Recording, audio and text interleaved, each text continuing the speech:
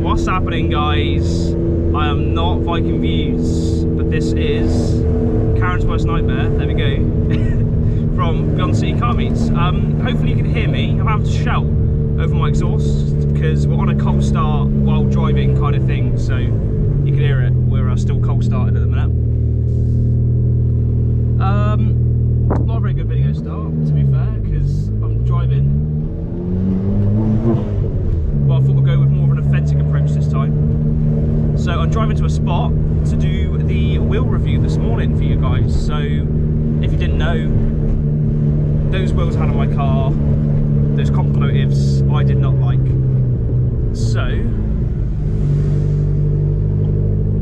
we're going to go there now and we're going to reveal what I bought. So what I had in mind was a set of 15s that were going to look good, be a bit lighter, let my brakes get cooler as well because my brakes have been getting quite hot with the wheels that are on there. So that was the blank page we were on. It was a blank canvas, and I spent £400 on a new set of wheels. And when I get there, you'll see them now. Now, just to mention, you might want to hear it, probably not, that there's a knocking noise coming from my car, not the engine, thankfully. Not the engine, but there is a knocking noise. So I'll show you in a minute anyway. My passenger side shock has blown. Well, I mean, I knew it was leaking anyway, but it's properly blown. And we are just sat literally on the spring on the one side. Thankfully, it's only dropped down about 10 mil on that side, and that's where it's sitting.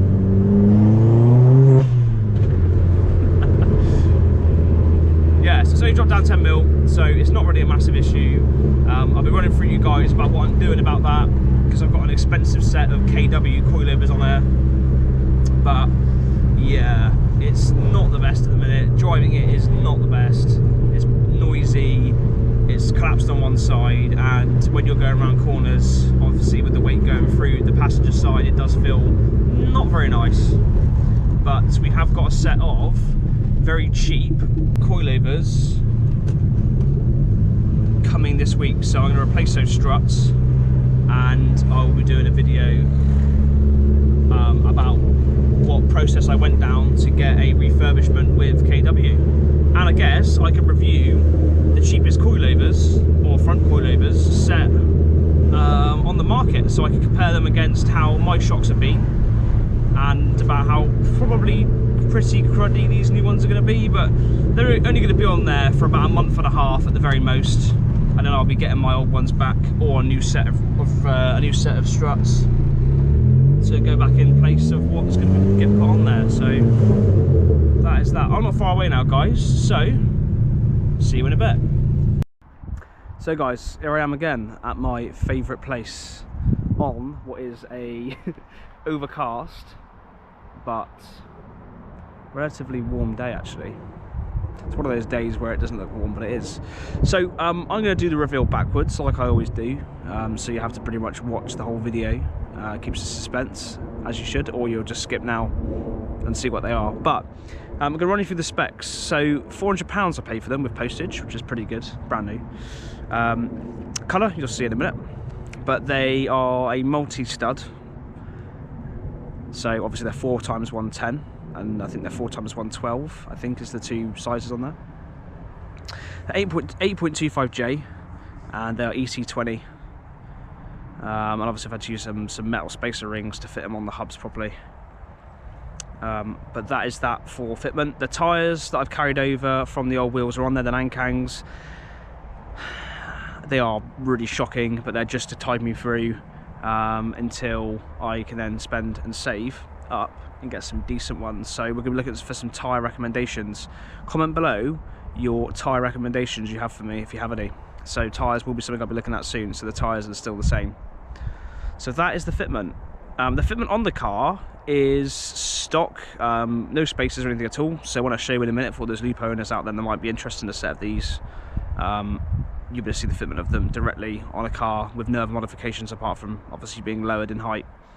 So the other thing to mention as well is the wheels I had in there before were 9 kilos a corner, so we've now dropped down to 6.3 kilos a corner. So the difference that's made is actually been fairly noticeable, although, you know, is it just in my mind? Probably, but I've noticed that the handling has been much more responsive, the steering feedback is much more responsive, it's obviously lighter, but I have found that the car does seem to pick up a bit better. But the kind of the downside of that is I have noticed that I'm getting more wheel spin. I'm gonna get run over. I have noticed that I'm getting more wheel spin through the gears due to the wheels being lighter. So guys, here they are. Not really showcased very well because grass is covering half of them. But we'll start off with the back for fitment. So these are a set of ultralights. These are UL 12s, and they are not the lightest you can buy, but they are much lighter than what I had before. So that is the look and the fitment of them as they sit, basically. This is with tyres that are a 195/45, so it's when you've got weight in the back of there, it's pretty tight, but just enough to be within the realms of being legal. So underneath here you can finally see my beautiful rear Gti calipers and discs. Tarrox discs and pads all around, you can see them in there poking through. But these are in a satin bronze, which to you now may look a bit more silvery, but when you see them in the daylight, they do glitter up very, very nicely. They are a pearlescent matte finish. Moving swiftly on to the front. To the front again. That is the fitment. It's alright. This is the side of the shock that isn't compressed. So we can see the fitment there, guys. It is nice. And then underneath here, we can see we've got a G60 upgrade on here, and you can see that. Again, the Tarrox discs and pads in there. But you can see they look really good and meaty underneath these wheels, which I must say have such a lovely finish. I like the slight dish effect that they have on them as well, they're lovely.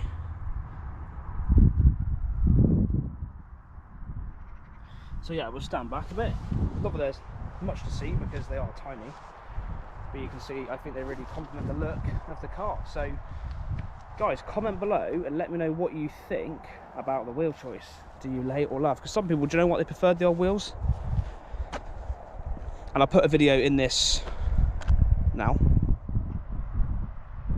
which will be a video of what the wheels were like before.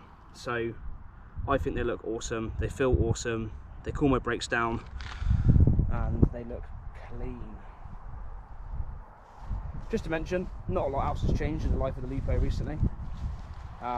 Thank you to Aidan and Andy who helped me repaint my bottom bumper. It looks so much better. The BCM plates, as you can see, are also on there too. And I've still got this hanging exhaust, which is hanging way too low and it's wonky. But we will soon be having an exhaust change to that. It'll be bigger and will look much, much better. Because who likes a wonky tip? No one. Also, something else worth to mention. I'm going to do it without opening the bonnet. We have got a new air filter.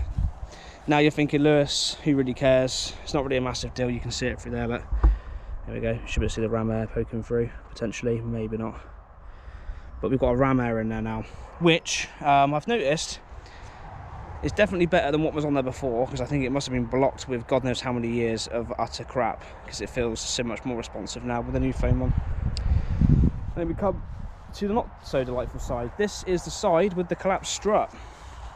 So thankfully it's settled at this height, which is probably about 10 mil less, not even that probably, but it is lower than the other side. The alignment on this car is out quite a bit, but I've had to hold back on doing it because I need to get these new replacement cheapy crappy struts on there as temporary until I can get this one patched up. But yeah, these tyres have been worn all over the place. They're getting, one of them, I think the one on the driver's side is getting quite a lot on the inside, this is getting quite a lot on the outside. The tracking's well out, but that's why I didn't, obviously again, money, but equally I didn't want to buy other tyres because it would ruin them all, because the alignment's still out until I get suspension sorted, you know. And then equally, once I get the new struts back, I've got to get it done again. But for now, the main focus is getting these new struts on at the end of the week, and then we can get the alignment finally sorted, which will probably help performance as well, because it ain't that good. But yeah, I think overall it looks really, really awesome, and the small little touches that are being made to the car are great. Okay guys, so you've seen it in normal light, so I'm going to try and show you it. Don't know how well it'll come up on the camera. Put the camera here a minute. You can see that nice bronze glitter effect on the paintwork. It is absolutely beautiful. You can see it on the face there. It looks really good. So that's the difference it has when it's in the dark. It's quite a dark, almost slightly silvery look, but when you hit the sun, it looks really good. Yeah, what a way to ruin nice rims with like disgusting old nuts. So I'll be getting some replacement nuts for these, tidy these up. So the arches on this car have been undersealed as they are as well, you can see here.